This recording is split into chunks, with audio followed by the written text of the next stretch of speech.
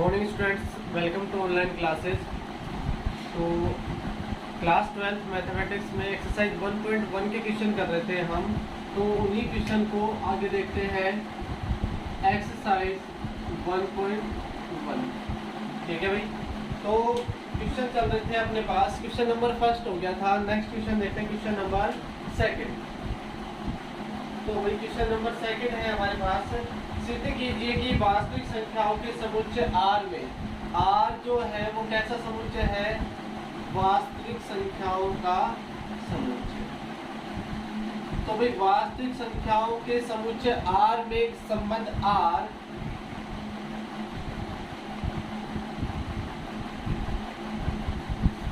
संबंध R किस प्रकार परिभाषित है भाई? संबंध R जो है वो है AB, जहाँ A is less than equal to B square,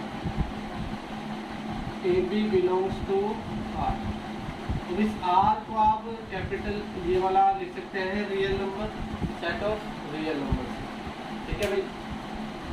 तो हमें इसको क्या करना है? सिद्ध करना है कि ये न तो स्वतुल्य है, न सममित है और न ही संक्रामक है।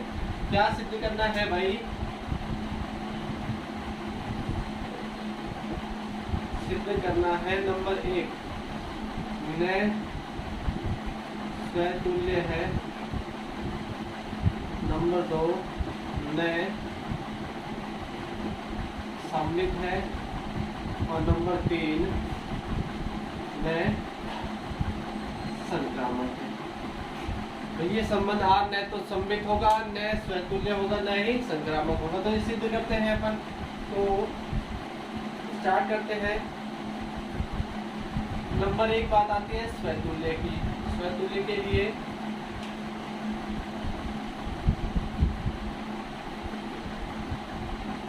स्वतुल्य का मतलब स्वयं का स्वयं के साथ संबंध होना चाहिए। माना कोई भी अवयव जो समुच्चय R में बिलोंग करता है, माना एक अवयव ले लिया आपने 2, किससे? वास्तविक संख्याओं के समुच्चय से। अब इस संबंध को परिभाषित करता है किस प्रकार? क्या ये 2 is less than equal to 2 square. क्या 2 के स्क्वायर के बराबर हो सकता है क्या भाई? a का मान क्या है? 2। इसका इसी के साथ लेना है, तो a is less than equal to a square, यानी 2 is less than equal to a square, जो कि ये नहीं होगा। तब अगर ये संभव नहीं है तो हम क्या कह सकते हैं? 2 का 2 के साथ रिलेशन R में विद्यमान नहीं है, या फिर 2 का 2 से संबंध उपस्थित नहीं है। अतः स्वयं का स्वयं से संबंध उपस्थित नहीं है, तो फिर क्या होगा? स्वतुल्य नहीं है। R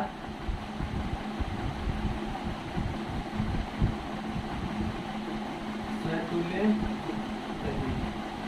नंबर 2 बात आती है, ये तो सिद्ध हो गया भाई स्वतुल्य नहीं है। नंबर 2 सममित।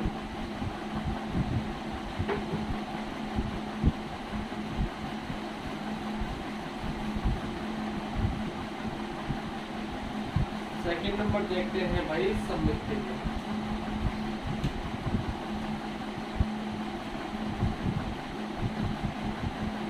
सममित के लिए कोई भी दो अवयव, देखो सममित के लिए क्या मानते थे अपन? AB belongs to R, तो BA is also belongs to R, ऐसा होना चाहिए तो सममित होगा। तो भाई कोई भी दो अवयव मान लिए, माना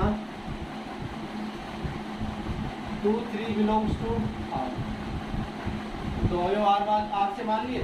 अच्छा, 2 is less than equal to 3 square होता है, हो सकता है 2 जो है 3 के स्क्वायर से छोटा होगा, यानी 2, 3 belongs to R। ये 2, 3 जो है 2 का 3 से रिलेशन जो संबंध R में विद्यमान है। लेकिन 3 is less than 2 स्क्वायर, 3 जो है 2 स्क्वायर से क्या होगा? छोटा होगा। तो भाई यहाँ तो ये सममित भी हो जाएगा, यानी अवयव आप कोई दूसरे मानो। 4 है, आप ऐसे ले सकते हो AB belongs to R, हम कह सकते हैं A is less than B square. तो भाई A B belongs to R, लेकिन B is less than A square.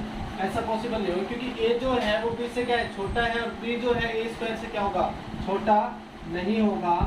तब B A is not belongs to are,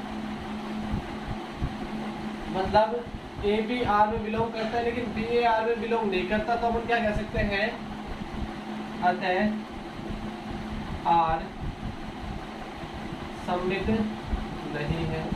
फिर हमें दिखाना है कि सममित नहीं होगा, ठीक है। तीसरी बात आती है संक्रामक। भाई एक तो अवयव के लिए हो सकता है लेकिन सभी अवयव के लिए चाहिए हमें, रियल नंबर में सारे अवयव के लिए सममित होना चाहिए। जबकि वो एक अवयव के लिए आ रहा था लेकिन सभी अवयव के लिए नहीं आएगा तो सममित नहीं होगा। नेक्स्ट नंबर 3,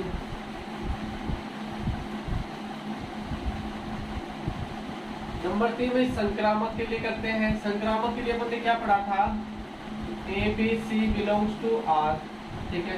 यानी कोई भी आपने रियल नंबर ले लिया, जहां से संक्रामक माना 3 अवयव ले लिया अपन ने, A B C belongs to वास्तविक संख्याओं के समूह से। A is less than B square, तो अपन क्या कह सकते हैं, A B belongs to R, B is less than C square, तो B C belongs to R, but A is not less than C square. A जो होगा वो सी स्क्वायर से छोटा नहीं होगा, ए जो है वो सी स्क्वायर से छोटा नहीं होगा। क्यों? क्योंकि यहाँ पे इक्वल टू की भी बात आ रही है, ठीक है भाई, इक्वल तो हो ही नहीं सकता। तब A is not C square, तो भाई अपन क्या कह सकते हैं, A C not belongs to R, A C R में उपस्थित नहीं है, अतः आर संक्रामक। तो हमें सिद्ध करना था न तो स्वतुल्य है, न सममित है, और न ही संक्रामक है। तो आगे बढ़ते हैं भाई।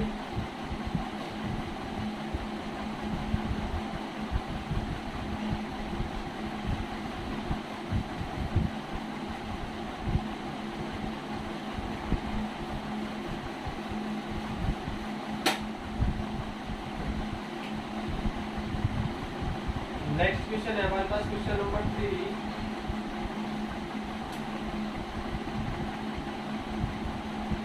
जांच कीजिए क्या समुच्चय, ये आपको एक समुच्चय दिया हुआ है ए, इस प्रकार 1 2 3 4 5 और 6 में संबंध आर जो है किस प्रकार परिभाषित है, ए बी, जहां B is equal to A plus 1, और यहाँ पे क्या आएगा, A B belongs to set A द्वारा परिभाषित संबंध आर स्वतुल्य, सममित या संक्रामक है। हमें चेक करना है कि स्वतुल्य है, सममित है या संक्रामक है, क्या क्या है और क्या नहीं है। तो हम इसको हल करते हैं। नंबर 1 बात आती है स्वतुल्य की। स्वतुल्य का मतलब स्वयं के साथ संबंध उपस्थित होना चाहिए। अच्छा, स्वतुल्य से पहले हम इस आर को जो है रोस्टर फॉर्म में लिख लेते हैं, थोड़ा सा होगा। आर बराबर आपको दिया हुआ ए बी, जहां बी बराबर ए प्लस 1 और A B belongs to set A, ठीक है भाई। यदि आप ए का मान रखते जाओगे, 1 से लेकर 6 बी का मान आता जाएगा, ठीक है। डायरेक्ट लिखते हैं भैया, अपन ए का मान यदि 1 रखा तो बी का मान कितना आएगा, 2। ए का मान 2 रखा तो बी का मान 3, 3 रखा तो 4, 4 रखा तो 5, 5 रखा तो 6, और अगर 6 रख सकते हैं ए का मान, लेकिन बी का मान क्या आएगा 7, जो कि 7 उपस्थित नहीं है। इसका मतलब एक दो यहाँ तक हो गया, ठीक है। अब देखते हैं सबसे पहली बात स्वतुल्य की।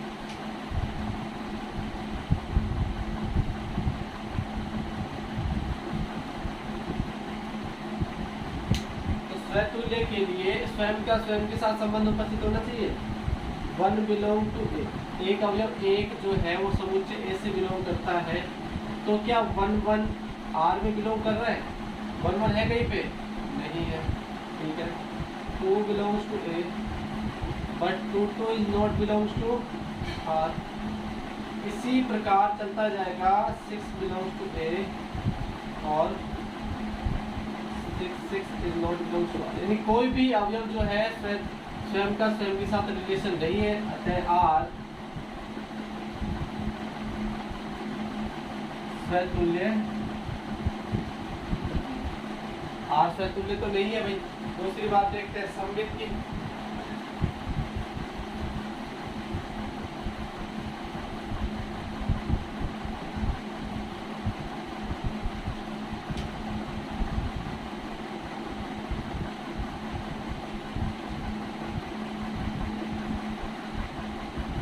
सममित के लिए क्या करते हैं, कोई भी दो अवयव जो है, जैसे मान लिया, माना one two belongs to set A और one two belongs to R. एक और दो का संबंध जो है आर में उपस्थित है, तो क्या दो और एक का संबंध आर में है?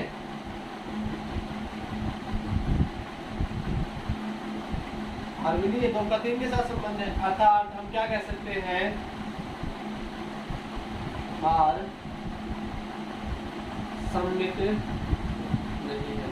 भैया स्वतुल्य सममित संक्रामक प्रत्येक अवयव के लिए होना चाहिए, लेकिन यहाँ पे तो कोई एक के लिए नहीं है, तो सभी के लिए चेक करने की जरूरत नहीं है। एक के लिए नहीं है तो ये सममित नहीं होगा।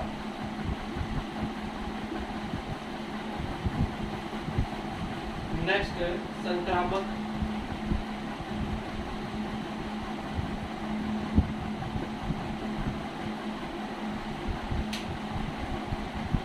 संक्रामक के लिए आपने ले लिया, माना वन टू थ्री, तीन अवयव समुच्चय ए से लेंगे, ठीक है। One two belongs to R, ठीक है भाई। एवं टू का थ्री से रिलेशन है आर में उपस्थित, एक का दो से, दो का तीन से, तब एक का तीन से उपस्थित है क्या आर के अंदर? कहीं है भाई एक का तीन के साथ? नहीं है, मतलब संक्रामक नहीं होगा। अतः आर संक्रामक, तो भाई न तो स्वतुल्य था, न सममित था और न ही संक्रामक था।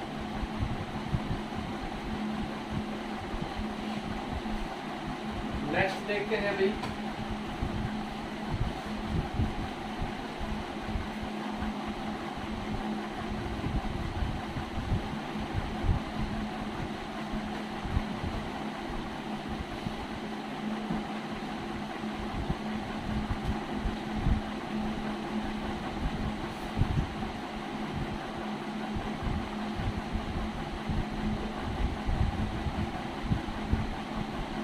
नंबर देखते हैं 6।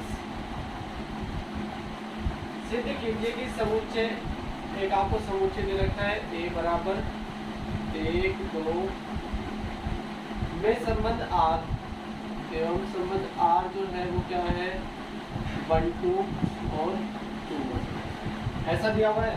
और हमें सिद्ध करना है कि आर सममित है लेकिन स्वतुल्य और संक्रामक नहीं है।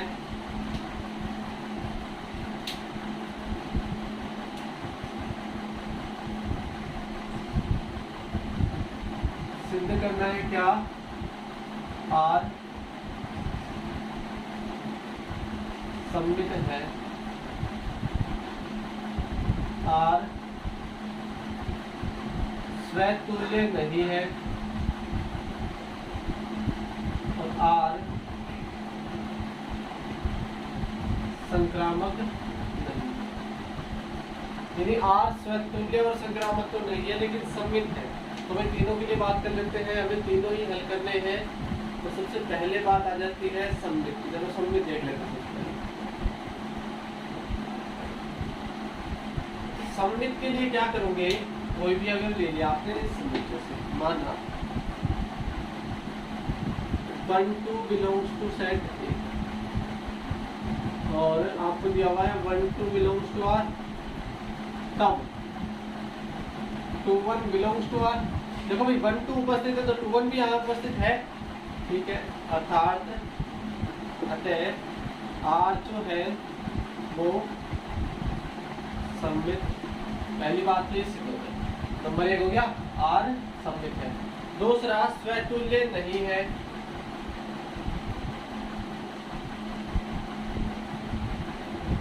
स्वतुल्य की बात आ जाती है।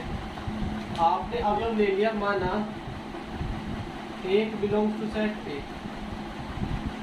तो क्या 1 1 उपस्थित है आर के अंदर? नहीं है। 2 बिलोंग्स टू सेट ए, 2 2 उपस्थित है क्या भाई? नहीं है। 3 बिलोंग्स टू सेट ए और 3 3 is not belongs to set. मतलब स्वयं का, इसके प्रत्येक अवयव के लिए स्वयं का स्वयं के साथ संबंध उपस्थित नहीं है। अतः मैं कह सकता हूं आर स्वतुल्य नहीं है। क्या कह सकते हैं भाई? आर स्वतुल्य नहीं है। 2 बात हो गई। नेक्स्ट बात देखते हैं अपन संक्रामक की, यही देख लेते हैं भाई। नंबर 3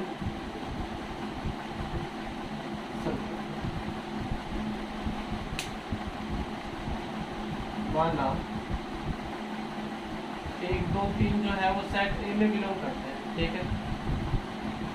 1 का 2 से बिलोंग करता है किसमें? आर में। एवं 2 का 1 से बिलोंग करता है आर में। देखिए भाई, 1 2 से बिलोंग करता है, 2 1 से बिलोंग करता है, तो 1 1 से बिलोंग करना चाहिए कि नहीं चाहिए? लेकिन 1 1 is not belongs to R. अतः आर जो है वो संक्रामक नहीं। संक्रामक के लिए मैंने क्या बताया था भाई? ए का बी के साथ, बी का सी के साथ, ए का इसे तीसरे के साथ वापस होना चाहिए, जो कि नहीं है। आर संक्रामक भी नहीं है। ये अपने क्या करना था? सिद्ध करना था क्वेश्चन में। तो इसी प्रकार से क्वेश्चंस को सॉल्व करेंगे। आगे भाई और क्वेश्चन देखते हैं।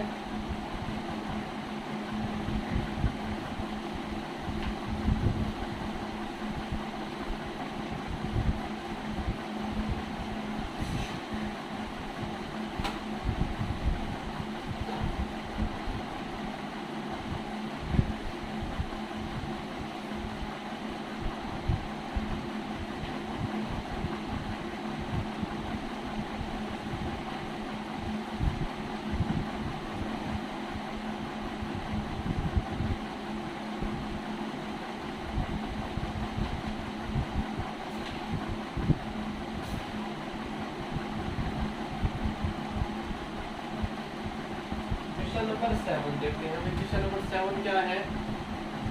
सिद्ध कीजिए कि कॉलेज के पुस्तकालय के समस्त पुस्तकों का समुच्चय ए जो है समुच्चय किस प्रकार है? कॉलेज की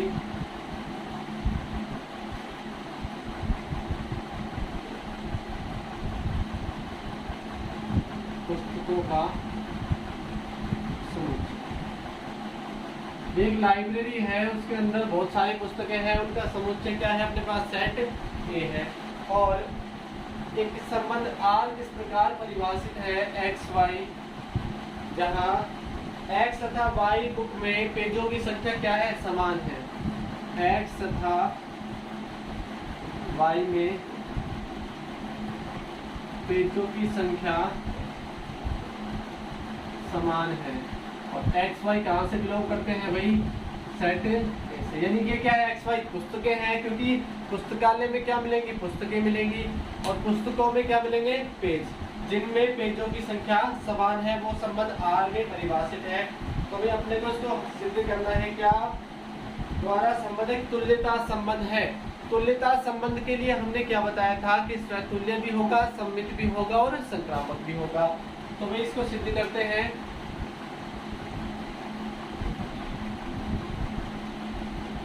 करना है आर एक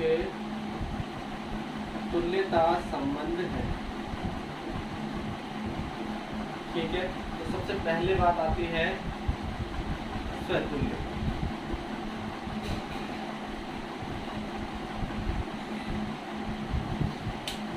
आपने कोई भी अवयव मान लिया, माना x belongs to R, sorry set A, यानी पुस्तकालय से अपन ने एक पुस्तक उठाई और उस पुस्तक में पेजों की संख्या और उसी पुस्तक में पेजों की संख्या क्या होगी, समान होगी।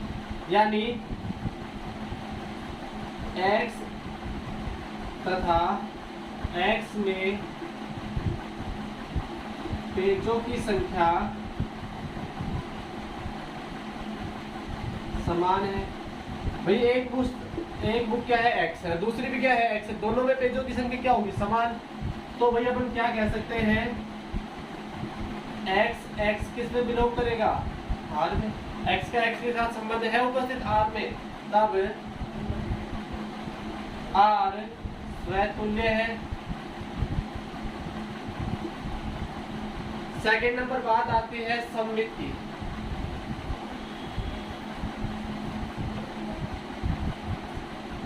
सेकंड नंबर बात आती है किसकी भाई, सममित। सममित के लिए क्या करेंगे, आपने कोई भी दो अवयव या दो पुस्तक ले ली, माना x y belongs to set A, यानी इस पुस्तकालय से दो पुस्तक उठाई हमने, तो x तथा y में, या फिर आप लिख सकते हो इसको x तथा y में पेजों की संख्या समान है, और समान है तो अपन क्या कह सकते हैं भाई, x y belongs to R, ठीक है। फिर x और y में पेजों की संख्या समान है तो अपन ऐसे भी लिख सकते हैं इसको, क्या, y तथा x में पेजों की संख्या समान है। भाई बात तो वही है, आप पहले ये लिखो चाहे वो लिखो, इसका मतलब yx भी किस में बिलोंग कर रहा है, R में बिलोंग कर रहा है। xy belongs to R and yx belongs to R, तो अतः R जो है वो कैसा है, सममित है। R एक सममित संबंध उपस्थित है। तो तीसरी बात आती है संक्रामक की।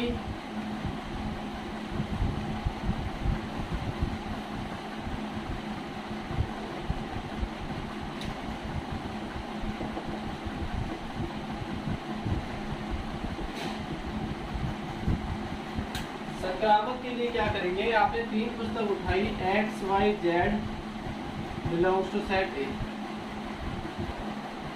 x तथा y में पेजों की संख्या समान है, तो अपन क्या कह सकते हैं भाई, x y belongs to y तथा एवं y तथा z में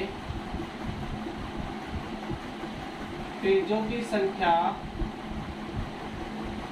समान है, तो भाई अपन क्या कह सकते हैं, yz बिलोंग्स टू R।